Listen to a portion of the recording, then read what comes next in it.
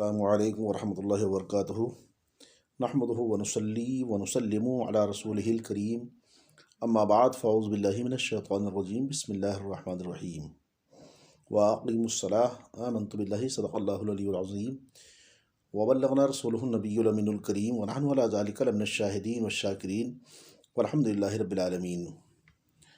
یا خدا بہر جناب مصطفیٰ امداد کن، یا رسول اللہ از بہر خدا امداد کن، یا شفیع المذنبین، یا رحمت للعالمین، یا امان الخائفین، یا ملتجا امداد کن، یا شہید کربلا، یا دافع کرب و بلا، گل رخا شہزادے گل خبا امداد کن۔ بارگاہ سید المرسلین صلی اللہ تعالیٰ علیہ وسلم میں اپنی غلامی کا ثبوت دیتے ہوئے زندہ دلی کے ساتھ ہدیہ درود و سلام پیش کرنے کی سعادت حاصل کیجیے۔ پڑھیے بآواز بلند، اللہم صلی علی سیدنا مولانا محمد مبارک وسلم، صلاۃ و سلام علیکہ یا رسول اللہ۔ رسول اور علیہ رسول کی بارگاہ میں ایک مرتبہ اور درود پاک پیش کر لیجئے۔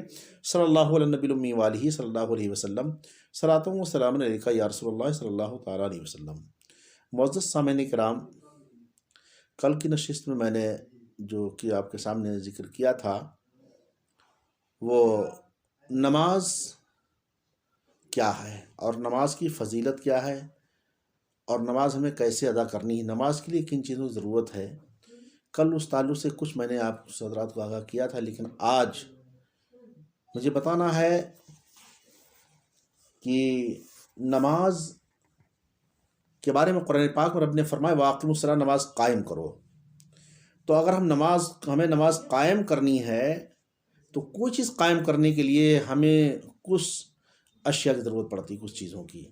جیسے مکان قائم کرنا ہے، بلڈنگ بنانا ہے، بنیاد قائم کرنا ہے، تو بنیاد قائم کرنے کے لیے ہم کو اینٹ لانا پڑے گی، سیمنٹ لانا پڑے گا، ہم کو مورنگ لانا پڑے گی، مستری لانا پڑے گا، سب کرنا تب جا کر کے وہ ہماری بنیاد قائم ہوگی۔ ایسی بلا تمثیل نماز ہم کو قائم کرنا ہے۔ رب نے فرمایا نماز قائم کرو، تو نماز قائم کرنا ہے تو اس کو قائم کرنے کے لیے ہمارے لیے کچھ شرائط شریعت نے مقرر فرمائے ہیں۔ یہ وہ شرائط جو آج میں ذکر کر رہا ہوں، ان میں سے کسی ایک شرط کی عدم موجودگی میں نماز قائم ہی نہ ہوگی۔ جو میں ذکر کرنے جا رہا ہوں ان میں سے کوئی بھی ایک شرط اگر نہ پائی گئی تو نماز قائم ہی نہیں ہوگی۔ اب ان میں سے کیونکہ یہ وہ فرائض ہیں، وہ شرائط ہیں جو خارج نماز ہونے کی وجہ سے خارجی فرائض ہیں، یہ یعنی خارجی شرائط ہیں، تو ان کی بہت عظیم حیثیت ہے۔ ان تمام شرائط کا نماز سے پہلے ہونا ضروری اور لازمی ہے۔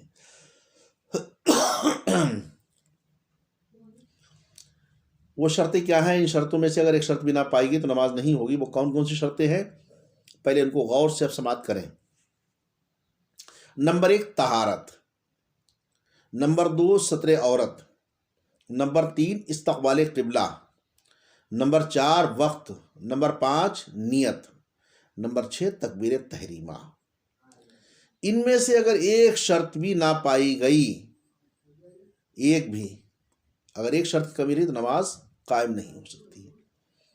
اب آپ یہ طہارت یا ستر عورت آپ حضرات کے لیے کہیں پر تھوڑا سا بھاری لگ رہے ہوں گے الفاظ، یہ تو اس کے لیے میں آپ کو ان تمام شرطوں کی تھوڑا سا تفصیل سے ذکر کیا دیتا ہوں کہ نماز کی پہلی شرط کیا ہے؟ طہارت۔ یہ طہارت کسے کہتے ہیں؟ نمازی کا بدن حد سے اکبر سے پاک ہو، یعنی جنابت، حیض وغیرہ سے پاک ہونے کے لیے غسل واجب نہ ہو۔ نمازی کا بدن حد سے اصغر سے پاک ہو، یعنی بے وضو نہ ہو۔ نمازی کا بدن نجاست غلیظہ و خفیفہ بقدر مانے سے پاک ہو، یعنی نجاست غلیظہ درہم کی مقدار سے زیادہ لگی ہوئی نہ ہو، اور نجاست خفیفہ کپڑا یا بدن کے جس حصے پر لگی ہو اس حصے یا عضو کی چوتھائی سے زیادہ لگی ہوئی نہ ہو۔ نمازی کے کپڑے نجاست غلیظہ و خفیفہ بقدر مانے سے پاک ہوں، جس جگہ نماز پڑھنا ہو وہ جگہ پاک ہو۔ یہ طہارت۔ لیکن طہارت کے کچھ مسائل بھی آپ سماعت فرما لیں۔ جیسے جس جگہ نماز پڑھنا ہو اس کے پاک ہونے سے مراد، جیسے آپ کہیں سفر میں ہیں، باہر ہیں، آپ گھر میں نہیں ہیں، کہیں جگہ نہیں مل رہی، مگر ایسی جگہ مل رہی ہے کہ جہاں کہیں پر پاکی ہے جگہ پر، کہیں کچھ جگہ ناپاک ہے، تو اس تعلق سے جو شریعت میں جو گنجائش ہے، جہاں تک ہمارے لیے اجازت ہے، رخصتی دی ہے، وہاں تک کہ میں مسائل آپ کو بتا دیتا ہوں۔ جیسے جس جگہ نماز پڑھنا ہو اس کے پاک ہونے سے مراد قدم کی جگہ، جہاں پر ہمارے قدم رہے، اور موضوع سجود، جہاں پر ہم سجدے کی جگہ پر نظر جماتے ہیں تو موضوع سجود وہ جگہ کہلاتی ہے۔ تو موضوع سجود کی جگہ کا پاک ہونا ہے، یعنی سجدہ کرتے وقت بدن کے جو اعضاء زمین سے لگتے ہیں ان اعضاء کے زمین سے لگنے کی جگہ کا پاک ہونا ہے۔ دوسرا مسئلہ یہ ہے کہ نماز پڑھنے والے کے ایک پاؤں کے نیچے درہم کی مقدار سے زیادہ نجاست ہے تو نماز نہ ہوگی۔ یوں ہی دونوں پاؤں کے نیچے تھوڑی تھوڑی نجاست ہے کہ جمع کرنے سے ایک درہم کی مقدار ہو جائے گی تو بھی نماز نہ ہوگی۔ ایک تیسرا مسئلہ اور بھی سماعت کریں، جیسے پیشانی پاک جگہ پر ہے اور ناک نجس جگہ پر ہے تو نماز ہو جائے گی، کیونکہ ناک درہم کی مقدار سے کم جگہ پر لگتی ہے، اور بلا ضرورت و مجبوری یہ بھی مکروہ ہے۔ ہاں، بلا ضرورت مجبوری یہ بھی مکروہ ہے، کوئی مجبوری نہ ہو، ضرورت بھی نہ ہو، اور اس جگہ پر آپ ایسی نماز پڑھ نہیں۔ یہ میں نے پہلے عرض کر دیا تھا کہ شریعت میں کس جگہ گنجائش، کتنی گنجائش ہے کہ ہم کس جگہ کہیں باہر ہیں، کہیں پر اہتمام نہیں ہو پا رہا نماز کا، تو اس جگہ لیے گنجائش کے راستے بتائے آپ کو ہیں۔ ایک مسئلہ یہ ہے کہ اگر نجس جگہ پر اتنا باریک کپڑا بچھا کر نماز پڑھی کہ وہ کپڑا سطر کے کام میں نہیں آ سکتا، یعنی اس کے نیچے کی چیز جھلکتی ہو تو نماز نہ ہوئی۔ اور اگر شیشہ یعنی گلاس پر نماز پڑھی اور اس کے لیے نجاست ہے، اگرچہ نمایاں ہو تو بھی نماز ہو جائے گی، چونکہ اس کے اوپر تری نہیں اس کی آ سکتی ہے۔ ایک مسئلہ یہ بھی، اگر موٹا کپڑا نجس جگہ پر بچھا کر نماز پڑھی اور نجاست خشک ہے کہ کپڑے میں جذب نہیں ہوتی اور نجاست کی رنگت اور بدبو محسوس نہیں ہوتی تو نماز ہو جائے گی، کہ یہ کپڑا نجاست اور نمازی کے درمیان فاصل ہو جائے گا۔ نوٹ یہاں پر ایک چیز یاد رکھیں، اگر پاک صاف جگہ میسر ہے تو نجس جگہ پر کپڑا بچھا کر نماز نہ پڑھے۔ یہ مسائل جو میں نے بیان کیے ہیں وہ مسائل حالت مجبوری کی صورت کے مسائل ہیں، یہ گنجائش کے۔ نماز کی دوسری شرط کیا ہے؟ ستر عورت۔ تو ستر عورت کے معنی عرض کرتے ہیں کیا ہیں، یعنی ستر کے معنی یعنی چھپانا۔ ستر کیا ہے؟ یعنی چھپانا، اور عورت یعنی مرد، اور عورت کے بدن کا وہ حصہ جس کو کھولنا معیوب اور اس کو چھپانا لازمی ہے۔ لہٰذا اب ستر عورت کا معنی یہ ہوا ہے کہ مرد اور عورت کے بدن کا وہ حصہ جس پر پردہ واجب ہے اس کا دکھانا باعث شرم ہے۔ عورت کو عورت چھپانے کی چیز اس لیے کہتے ہیں کہ وہ واقعی چھپانے کی چیز ہے، یعنی عورت عورت ہے۔ اب یہاں پر ایک چیز میں آپ کو نقطے سے بتا دوں کہ دیکھیں، ستر عورت یعنی عورت کا معنی ہی چھپانے کا ہے۔ جیسے آدمی ہے تو آدمی کو آدمی کہتے ہیں، چونکہ حضرت آدم علیہ السلام سے نسبت ہے، لیکن عورت کو عورت کیوں کہتے ہیں؟ کہ عورت کا معنی ہی چھپانے کا، اس لیے اس کو عورت کہتے ہیں۔ آپ جو بے پردہ گھومتی ہیں، سچ پوچھیے تو معنی کے اعتبار سے وہ عورت کہلانے کی بھی حقدار نہیں ہے۔ عورت کہہ رہے ہیں تو گویا آپ ایک طریقے سے جھوٹ بول رہے ہیں آپ، یہ عورت کا معنی ہی چھپانے کا ہے، جو بے پردہ گھوم رہی ہے وہ باہر کا ہے۔ تو حدیث پاک میں ہے، امام ترمذی نے حضرت عبداللہ بن عباس رضی اللہ تعالیٰ عنہ سے روایت کی ہے کہ حضور اکرم نبی پاک صلی اللہ تعالیٰ وسلم نے ارشاد فرمایا کہ عورت عورت ہے، یعنی چھپانے کی چیز ہے، جب نکلتی ہے تو تب شیطان اس کی طرف جھانکتا ہے۔ مسئلہ، بدن کا وہ حصہ جس کا چھپانا فرض ہے، وہ حصہ نماز کی حالت میں چھپا ہوا ہونا شرط۔ میں پہلے عرض کر چکا ہوں کہ اگر جو مسائل میں نے بیان کیے ہیں ان پر بھی غور سے سماعت کریں آپ حضرات، کیوں یہ وہ چیز بتا رہا ہوں جن کے بغیر نماز قائم نہیں ہو سکتی، وہ چاہے مرد ہوں یا عورت، دونوں کے لیے ہے یہ۔ لیکن ستر عورت کے تعلق سے کچھ مسائل بھی میں بتا دے رہا ہوں، ان کو بھی سماعت کریں۔ یہ ستر عورت ہر حال میں واجب ہے، خواہ نماز میں ہو یا نہ ہو یا تنہا ہو۔ ستر عورت یہ ایک ایسا مسئلہ ہے کہ یہ ہر حال میں واجب، چاہے نماز میں ہو یا نہ ہو یا تنہا ہو۔ کسی کے سامنے بلا کسی غرض صحیح کے تنہائی میں بھی کھولنا جائز نہیں۔ لوگوں کے سامنے یا نماز میں ستر عورت بالاجماع فرض ہے، اتنا باریک کپڑا کہ جس سے بدن چمکتا ہو سطر کے لیے کافی نہیں. اس سے اگر بدن نمازی نماز پڑھی تو نماز نہ ہوگی. اتنا باریک کپڑا جس سے بدن چمکتا ہو سطر کے لیے کافی نہیں، اس سے اگر نماز پڑھی تو نماز نہ ہوگی. مرد کے لیے ناف کے نیچے سے گھٹنوں کے نیچے تک کا بدن یہ عورت ہے، یعنی اس کو چھپانا فرض ہے. ناف اس میں داخل نہیں، گھٹنے اس میں داخل ہیں. عورت کے لیے سارا بدن عورت ہے، یعنی اس کو چھپانا فرض ہے، لیکن منہ کی نکلی یعنی چہرہ، دونوں ہاتھوں کی ہتھیلیاں، دونوں پاؤں کے تلوے یہ عورت نہیں ہے. یعنی بحالت نماز عورت کا چہرہ، دونوں ہتھیلیاں، دونوں تلوے کھلے ہوں گے تو نماز ہو جائے گی. اور مرد اور عورت کے اندر جو اس سے چھپانے کے ہیں ان کو تو چھپانے کا حکم ہی ہے، لیکن مرد اور عورت کے جن حصوں کا سطر عورت میں سے کسی عضو کی چوتھائی جتنا حصہ ایک رکن تک یعنی 3 مرتبہ سبحان اللہ کہنے کے وقت کی مقدار تک کھلا رہا تو اس کی نماز فاسد ہو جائے گی. اگر نمازی نے اپنے کسی عضو کو جس کا چھپانا ضروری ہے اگر کھول لیا، قصدن کھولی، اگرچہ فوراً چھپا لیا، اور 3 مرتبہ سبحان اللہ کہنے تک کھلا نہ رہنے دیا، تب بھی اس کی نماز عضو کی چوتھائی کھلنے کے وقت ہی فوراً فاسد ہو گئی. اگر نماز شروع کرتے وقت جن اعضاء کا چھپانا ضرور ان میں سے کسی عضو کی چوتھائی کھلی ہے، یعنی اس حالت میں تکبیر تحریمہ اللہ اکبر کہی تو اس کی نماز شروع ہی نہ ہوئی.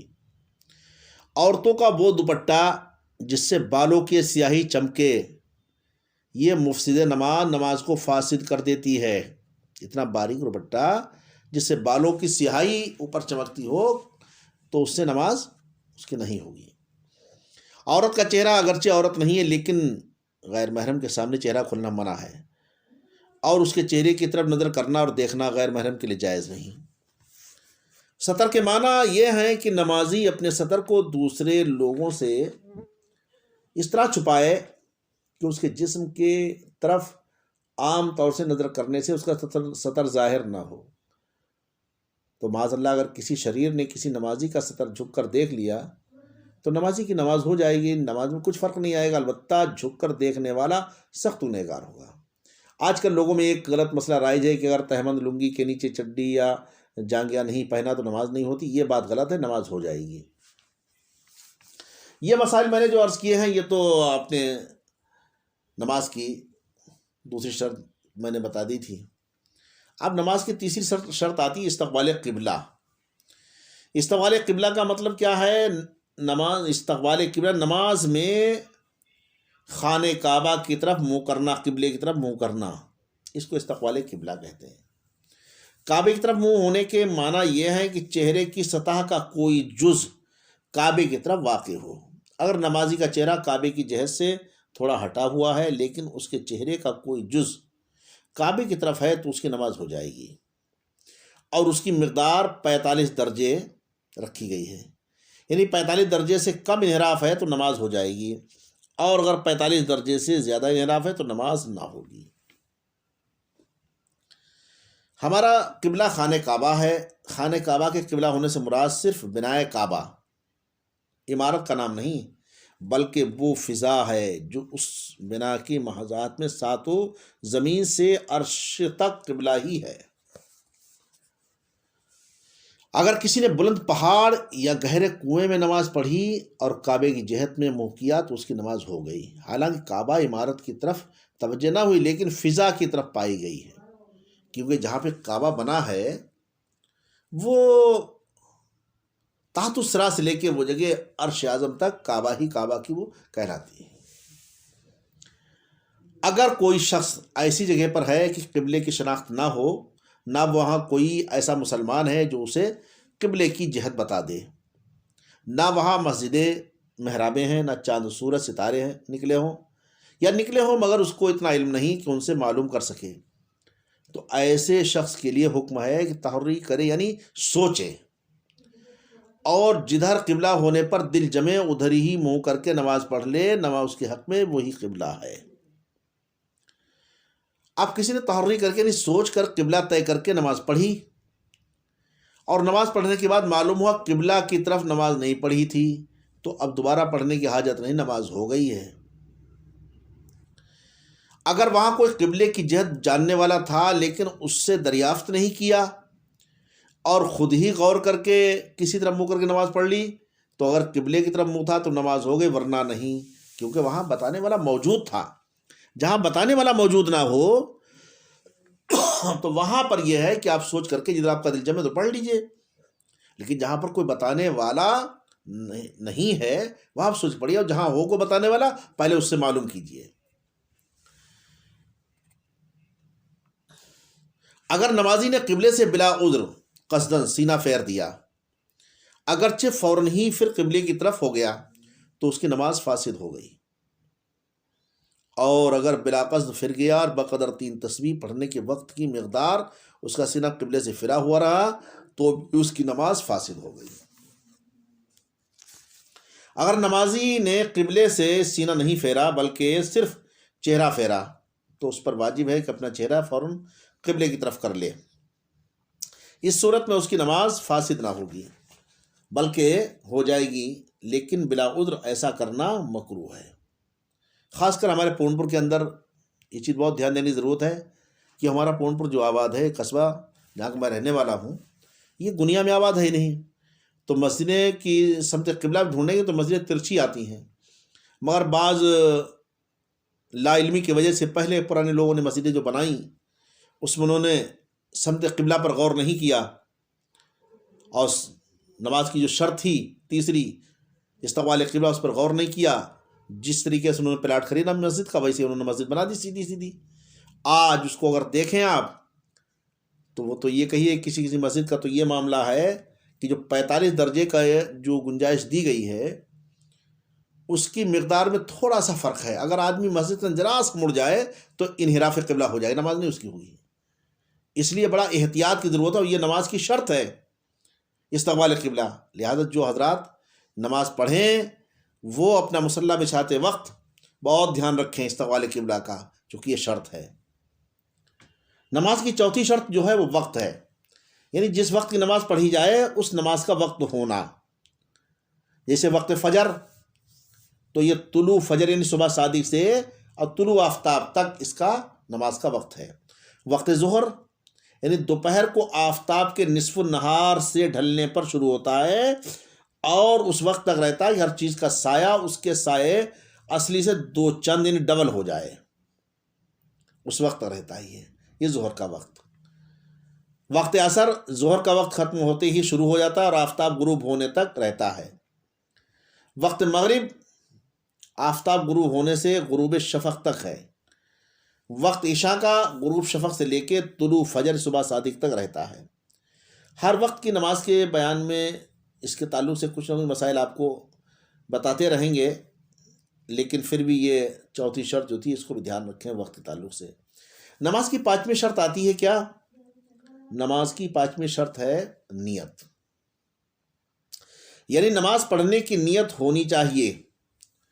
بخاری شریف و مسلم میں نے حضرت امیر المومنین سیدنا عمر فاروق اعظم رضی اللہ تعالیٰ عنہ سے روایت کیا ہے کہ حضور اقدس صلی اللہ تعالیٰ علیہ وسلم فرماتے ہیں انما الاعمال بالنیات ولکل امرئ ما نوی، یعنی اعمال کا مدار نیت پر ہی ہے، اور ہر شخص کے لیے وہ ہے جو اس نے نیت کی۔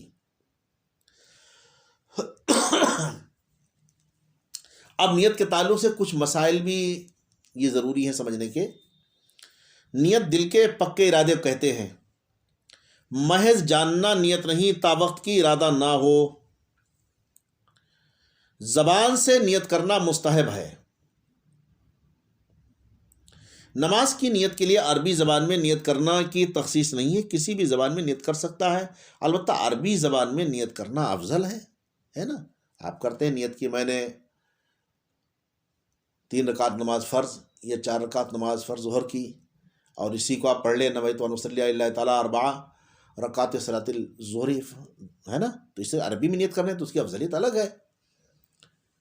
اہود یہ ہے کہ تکبیر تحریمہ اللہ اکبر کہتے وقت نیت حاضر ہو۔ نیت میں زبان کا اعتبار نہیں بلکہ دل کے ارادے کا اعتبار ہے۔ ہاں، مثلا ظہر کی نماز کا قصد کیا اور زبان سے لفظ اثر نکلا تو بھی ظہر کی ہی نماز ادا ہوگی، کیونکہ دل میں ارادہ آپ کے جو تھا وہ ظہر کی نماز کا تھا، لیکن کسی وجہ سے جلدی میں یا کسی وجہ سے آپ کی زبان سے لفظ اثر نکل گیا تو اثر کے نہیں بلکہ دل میں جو ارادہ آپ کا تھا ظہر کی نماز کا، تو نماز ظہر ہی ادا ہوگی۔ نیت کا ادنا درجہ یہ ہے کہ اگر اس وقت کوئی پوچھے کہ کون سی نماز پڑھتا ہے تو فوراً بلا تامل بتا دے کہ فلاں نماز پڑھتا ہوں، اور اگر ایسا کوئی جواب دے کہ سوچ کر بتاؤں گا تو نماز نہ ہوئی، کیونکہ دل کا ارادہ اس کا مطلب ہے ہی نہیں اس کا۔ پھر نفل نماز کے لیے مطلق نماز کی نیت کافی ہے، اگرچہ نفل نیت میں نہ کہے۔ فرض نماز میں نیت فرض ضروری ہے، مطلق نماز کی نیت کافی نہیں ہے۔ فرض نماز میں یہ بھی ضروری ہے کہ اس خاص نماز کی نیت کرے، مثلا آج کی ظہر یا فلاں وقت کی فرض نماز پڑھتا ہوں۔ فرض نماز میں صرف اتنی نیت کرنا کہ آج کی فرض پڑھتا ہوں کافی نہیں، بلکہ نماز کو متعین کرنا ہوگا، مثلا آج کی ظہر یا آج کی عشاء وغیرہ۔ واجب نماز میں واجب کی نیت کرے اور اسے متعین بھی کرے، مثلا نماز عید الفطر یا عید الاضحیٰ یا وطر یا نظر یا نماز بعد طواف وغیرہ۔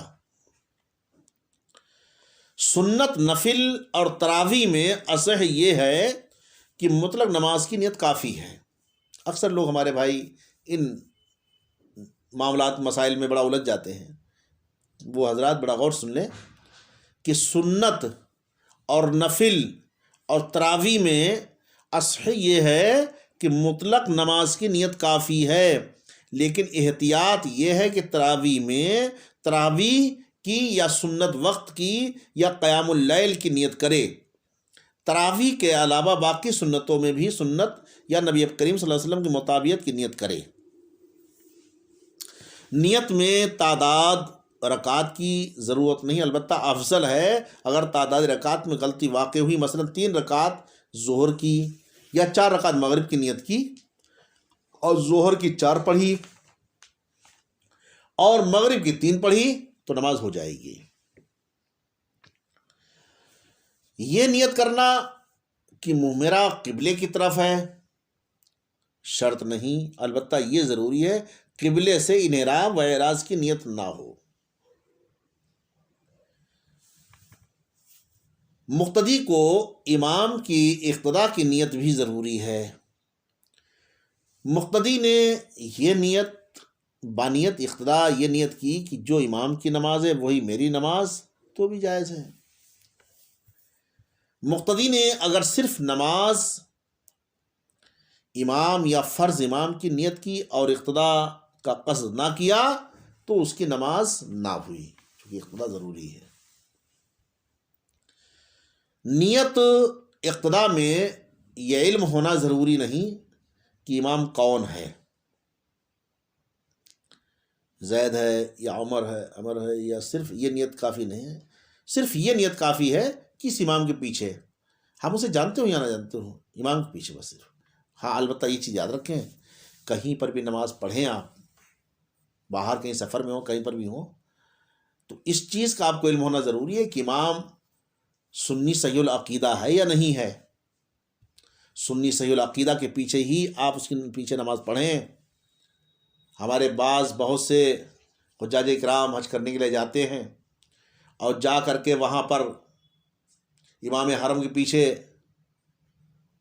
یا عرفات کے میدان میں جو نماز ہوتی ہے وہاں پڑھتے ہیں جا کر کے اس کے پیچھے، اور بڑا سینہ تان کر کے کہتے ہیں کہ صاحب میں نے امام حرم کے پیچھے نماز پڑھی۔ دیکھیں ایک بات یاد رکھیں اس تعلق سے، حرم شریف کی 1 رکعت 1,00,000 رکعت کے برابر کا ثواب رکھتی ہے، اور حرم شریف کا ایک گناہ بھی 1,00,000 گناہ کے برابر درجہ رکھتا ہے، یہ بھی یاد رکھیں۔ اگر ایک وقت کی آپ کی نماز ضائع ہو گئی تو 1,00,000 وقت کی نماز آپ نے ضائع کی اپنی آپ نے، یہ بھی یاد رکھیں۔ تو ان کے پیچھے ہماری نماز کیسے ہو سکتی ہے جو نبی پاک صلی اللہ علیہ وسلم کی بارگاہ کے گستاخ ہیں، نبی پاک کی شان میں گستاخی کرتے ہوں، جنہوں نے ہمارے نبی پاک صلی اللہ علیہ وسلم کی والدہ کی شان میں گستاخیاں کی ہوں، ہمارے نبی پاک صلی اللہ علیہ وسلم کی شان میں گستاخیاں کرتے ہوں، تو ان کو ہم اپنا امام کیسے تسلیم کر لیں؟ تو یہ چیز ضروری ہے۔ ہمارے حجاج اکرام جو حج کے لیے جاتے ہیں، بہتر یہ ہے کہ اگر کوئی ساتھ والا اپنا ہو تو اس کی اقتدا پڑھ لیا کرے نماز، ورنہ اپنی نماز۔ اور دوسرا یہ بھی یاد رکھیں کہ وہاں پر جب تک مدینہ شریف میں رہیں گے تو وہاں تو قصر ہی کرنا ہے، لیکن جب مکہ شریف آئیں گے تو اس میں یہ چیز دھیان دینا پڑے گی ان کو کہ ہم کو جس دن ہم مکہ شریف پہنچے ہیں اس دن سے لے کے اور منا جانے تک کتنے دن مل رہے ہیں۔ اگر 14 دن سے کم مل رہے ہیں تو آپ کو پھر قصر ہی کرنا پڑے گا، 14 دن سے اوپر مل رہے ہیں تب آپ وہاں مقیم ہو جائیں گے، پھر آپ پوری نماز پڑھیں گے۔ لیکن ہاں یہ البتہ ضرور ہے کہ آپ نماز پڑھنے میں یہ ضرور دیکھنا ہمارا سنی صحیح العقیدہ امام ہو، اور وہ جو آتا ہے امام عرفات کے میدان میں وہ تو دنیا کا سب سے بدبودار وہابی ہے، نجد سے آتا ہے، نجد سے نماز پڑھانے کے لیے وہ بہت بڑا بدعقیدہ ہے۔ تو نیت اقتداء میں یہ علم ہونا ضروری نہیں کہ امام کون ہے، زید ہے عمر ہے، صرف یہ نیت کافی ہے کہ اس امام کے پیچھے البتہ اہل سنت والجماعت کا وہ علم رکھتا ہو۔ اگر مقتدی نے یہ نیت کی کہ زید کی اقتداء کرتا ہوں اور بعد کو معلوم ہوا کہ امام زید نہیں بلکہ عمر ہے تو اقتداء صحیح نہیں۔ امام کو مقتدی کی امامت کرنے کی ضرورت نہیں، امام کو مقتدی کی امامت کرنے کی نیت یہ ضروری نہیں ہے، یہاں تک کہ اگر امام نے یہ قصد کیا کہ میں فلاں کا امام نہیں ہوں اور اس شخص نے اس امام کی اقتداء کی تو نماز ہو جائے گی۔ اب یہاں پر ایک چیز مسئلہ آتا ہے سامنے، اکثر لوگ جملہ بول دیتے ہیں، میرے ساتھ بھی بارہا ایسا ہوا جہاں جہاں میں نے امامت کی کہ کوئی صاحب بولے ارے امام صاحب جب ان کی امام صاحب کی ان کی بن نہیں رہی ہے کہ امام صاحب سے، تو ان کی نماز ان کے پیچھے کیسے ہو جائے گی؟ امام سے جب اگر اختلاف کسی مقتدی کا ہے تو اس کے پیچھے نماز کیسے ہو جائے گی؟ تو یہ سب لا علمی جہالت ہے، سمجھیے آپ پہلے تمہارا اختلاف اپنی جگہ ہے، یہ ہے عبادت، اس میں اس چیز کا دھیان رکھیں آپ۔ اس لیے میں نے یہ مسئلہ بیان کر دیا ہے تاکہ سبھی حضرات خوب غور سے سمجھ لیں کہ امام کو مقتدی کی امامت کرنے کی نیت ضروری نہیں، یہاں تک کہ اگر امام نے یہ قصد کیا، امام نے کہ میں فلاں کا امام نہیں، یعنی میں فلاں کا امام نہیں ہوں، اور اسی شخص نے آ کر کے اس امام کی اقتداء کی تو اس کی نماز ہو جائے گی۔ اگر کسی کی فرض نماز قضا ہو گئی اور وہ قضا پڑھتا ہو تو قضا نماز پڑھتے وقت دن اور نماز کا تعین کرنا ضروری ہے، مثلا فلاں دن کی فلاں نماز کی قضا کی نیت ہونا ضروری ہے۔ اگر مطلقاً کسی وقت کی قضا نماز کی نیت کی اور دن کا تعین نہ کیا، یا صرف مطلقاً قضا نماز کی نیت کی تو کافی نہیں ہے۔ اگر کسی کے ذمے بہت سی نمازیں باقی ہیں اور دن تاریخ بھی یاد نہ ہو اور ان نمازوں کی قضا پڑھنی ہے تو اس کے لیے نیت کا آسان طریقہ یہ ہے کہ جب نیت کرے تو سب میں پہلی یا سب میں پچھلی فلاں نماز جو میرے ذمے ہے اس کی قضا پڑھتا ہوں، یعنی نیت کی میں نے جب فجر میں پڑھ رہا ہے تو نیت کی میں نے 2 رکعت نماز فرض فجر کی جو میری سب سے پہلے قضا ہوئی، جو میری سب سے پہلے ظہر قضا ہوئی، جو میری سب سے پہلے عصر قضا ہوئی، لفظ سب سے پہلے کا وہ استعمال کریں۔ یہ نماز نیت کے تعلق سے میں نے آپ کے ساتھ ذکر کیا ہے۔ البتہ چھٹی شرط جو ہے یہ تکبیر تحریمہ فرائض میں بھی آتی ہے، اس تعلق سے صرف اتنا ہی سمجھ لیں کہ یعنی اللہ اکبر کہہ کر نماز شروع کرنا۔ نماز جنازہ میں تکبیر تحریمہ رکن ہے، باقی نمازوں میں شرط ہے۔ اب تکبیر تحریمہ کے تعلق سے انشاءاللہ العزیز آپ کو نماز کے فرائض میں تفصیل کے ساتھ انشاءاللہ العزیز آپ کو بتائیں گے۔ رب تبارک تعالیٰ کی بارگاہ میں دعا ہے مولا تبارک تعالیٰ ہم کو حق بولنے اور آپ حضرات کو حق سننے اور ہم سب کو حق پر عمل کرنے کی توفیق عطا فرمائے۔ درمیان مجھ سے اگر کوئی غلطی ہو گئی ہو پروردگار عالم اس کو اپنے پاک صلی اللہ علیہ وسلم کے صدقے اس کو معاف فرمائے۔ استغفر اللہ ربی من کل ذنب واتوب الیہ، وآخر دعوانا الحمد للہ رب العالمین۔